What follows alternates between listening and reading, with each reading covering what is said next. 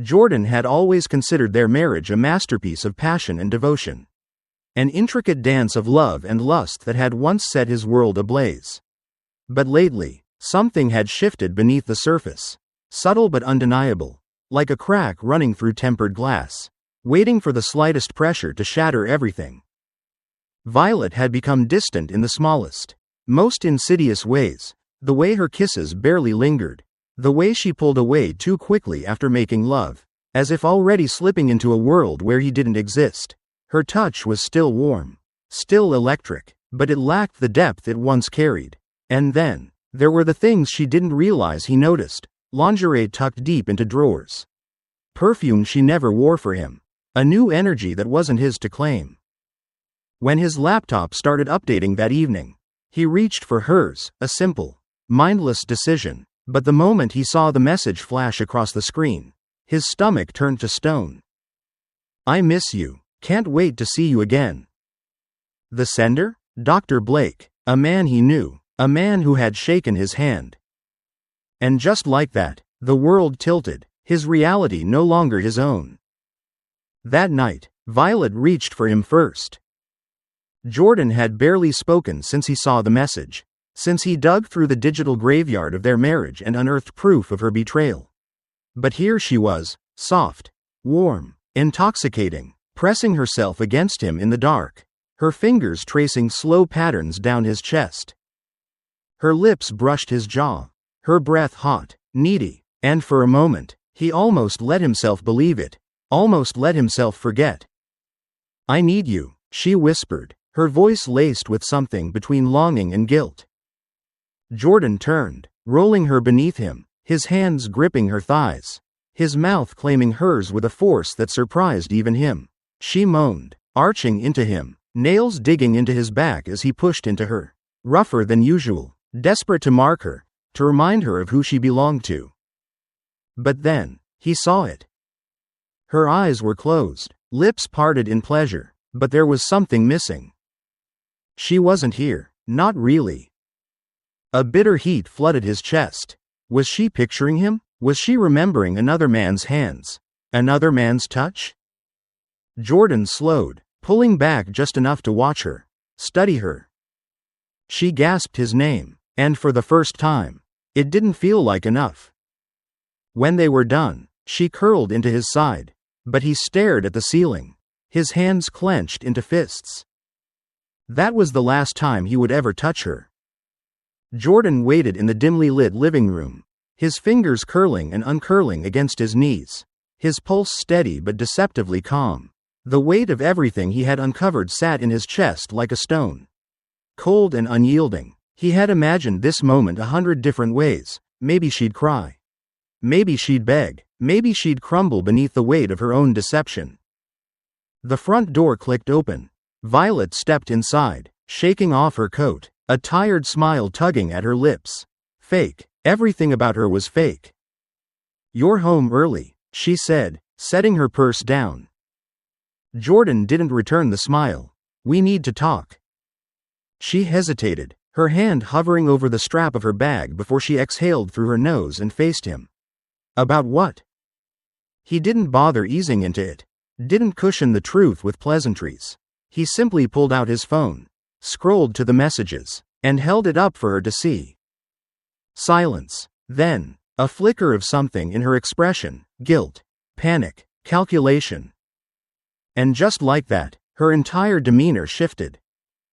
Jordan, she started, stepping forward, voice smooth, almost rehearsed. You don't understand. He let out a hollow laugh, shaking his head. No, Violet, I understand perfectly. For a split second, she looked caught, trapped. Then, she straightened, crossed her arms, and went on the attack. Are you really surprised? She scoffed. You haven't been present in this marriage for months. Jordan had expected tears, maybe guilt, maybe even some pathetic excuse wrapped in regret. But instead, Violet's gaze sharpened, her spine straightening as she turned the blame on him. Are you really surprised? She scoffed, crossing her arms. You haven't been present in this marriage for months. You buried yourself in work, in problems, In everything except me. His jaw clenched. The audacity of it. You're telling me this is my fault? His voice was calm, but there was a dangerous edge beneath it. She exhaled sharply, like he was the one being unreasonable. I needed someone who actually saw me. Jordan. Someone who didn't just go through the motions. His hands curled into fists at his sides. He had seen her. He had held her after every failed pregnancy test. Whispered reassurances into her skin when she felt broken. He had fought for them. And Blake? He saw you? He asked. His voice quieter now, controlled. Violet hesitated, just for a second. But long enough. Then, she doubled down. At least he made me feel wanted. The words landed like a punch to the gut, knocking the air from his lungs. Jordan let out a slow, humorless laugh, running a hand over his jaw. She wasn't sorry, not really. His eyes flickered to hers, cold and unreadable. Tell me, Violet, if he made you feel so wanted, why were you in my bed the night before you left? She froze, trapped. For the first time in their conversation, Violet faltered, her confidence wavered, her mask cracked, just for a second. Jordan saw it, the way her throat bobbed in a swallow she couldn't quite hide. But then, just as quickly, she recovered, smoothing the creases of her expression like a practiced liar. Because you still turn me on, Jordan, she murmured, stepping closer, her voice low, almost seductive, a predator shifting tactics. You always have. He should have laughed, should have recoiled, but instead, fury burned beneath his skin, mingling with something darker, something that disgusted him. Because as much as he hated her, as much as her betrayal made his blood boil, his body still reacted to her closeness. The warmth of her, the scent of her, the muscle memory of years spent tangled together in lust and love. She knew it too. Her fingers brushed his chest, featherlight, testing, tempting. We don't have to fight, she whispered, tilting her chin up, lips just inches from his. We could just forget, for a little while.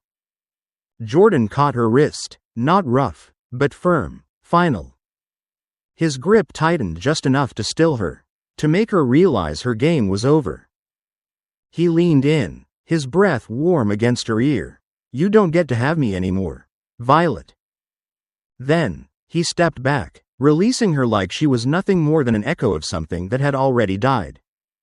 Her breath hitched. For the first time, she looked afraid. Violet stood there, blinking, her breath uneven, her confidence shattered in real time. She had expected anger, maybe a fight, maybe even a heated, desperate kind of reconciliation, the kind that ended with hands tangled in hair. Bodies pressed against walls, lips claiming forgiveness in the most primal way. But this controlled, unflinching rejection? This was something she hadn't prepared for. Jordan watched her try to gather herself, to smooth over the moment like a wrinkle in a carefully constructed lie. But she couldn't, not this time. She started, then swallowed, her voice shaking for the first time. I didn't mean. But Jordan was already turning away. He had nothing left to say. That night, he packed a bag, leaving behind the home they had built. The bed that still smelled like her perfume. The ghost of every touch, every whispered lie, every moment that now felt tainted. And for the first time since discovering the truth, he felt something close to peace. But peace didn't last long. Because 3 days later, Violet called him. Jordan, I need to see you. He almost ignored it, almost let it go to voicemail and let her fade into the past where she belonged. But then she said it. It's about Blake, he needs a kidney. Jordan stilled, the air thick and suffocating around him. His grip on the phone tightened. Tell me you're effing joking. Jordan let out a sharp, humorless laugh, running a hand over his jaw as he stared at the phone in disbelief. She couldn't be serious. Blake needs a kidney, she repeated, her voice softer this time, almost hesitant. He exhaled slowly, pinching the bridge of his nose. And you think I should be the one to give it to him? Jordan, please, she sighed, as if he were being unreasonable, as if this was a simple favor. A white-hot rage ignited in his chest, but he kept his voice controlled, almost eerily calm. You spent a year screwing another man, lying to my face, gaslighting me every time I got too close to the truth. And now, after everything, you expect me to undergo major surgery to save the man you threw our marriage away for? Violet didn't even flinch. You have 2 healthy kidneys, she reasoned. He only needs 1. Jordan shook his head in disbelief. She really thought she still had that kind of power over him. And what about you, Violet? He asked, tilting his head. You love him so much, why don't you give him one of yours? Silence, a hesitation. There it was. She hadn't even considered it. A slow, wicked smirk tugged at Jordan's lips. Yeah, that's what I thought. Then, with a deliberate slowness, he hung up the phone. Violet was finally beginning to understand. She had lost him forever. Jordan didn't block her number, but he might as well have. He was done. The next week, he walked into the hospital, not for the compatibility test Violet had scheduled behind his back, but for something much better. She was already there, surrounded by Blake's family, her own parents, and a few mutual acquaintances. They were all waiting, expecting him to fold, expecting him to be the same man who once loved her enough to do anything. But that man was gone. Violet rushed up to him, relief flooding her face. Jordan, I knew you'd do the right thing. He didn't answer. Instead, he pulled out an envelope and handed it to her. She frowned, tearing it open. Her eyes scanned the words. Then, her breath caught. What the hell is this? She hissed, her voice rising. Exactly what it looks like, Jordan said coolly. Divorce papers. I'm not giving him a kidney. And I'm sure as hell not staying married to someone who would even ask. Violet's face paled. The entire room fell silent. And Jordan? He turned and walked out, never looking back. In today's world, self-respect and boundaries are everything. Manipulative people will always try to shift blame, guilt trip, and test how much they can take from you before you finally say no. Love should never cost you your dignity. If someone betrays you, don't let their apologies or justifications trap you in a cycle of pain.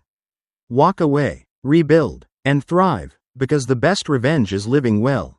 Whether in relationships, friendships, or work, remember, you owe nothing to those who take you for granted. Protect your peace, guard your energy, and never let guilt convince you to sacrifice yourself for someone else's mistakes.